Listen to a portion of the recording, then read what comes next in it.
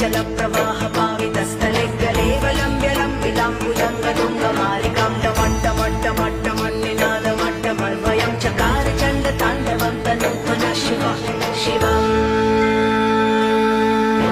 जटाकटाः सम्भ्रमभ्रमन्निलिम्प निर्झरि विलोलवीचि वल्लरी विराजमानमूर्धनि धग धग धग ज्वलल्ललाटपट्टपावके किशोरचन्द्रशेखरे रति प्रतीक्षणं मम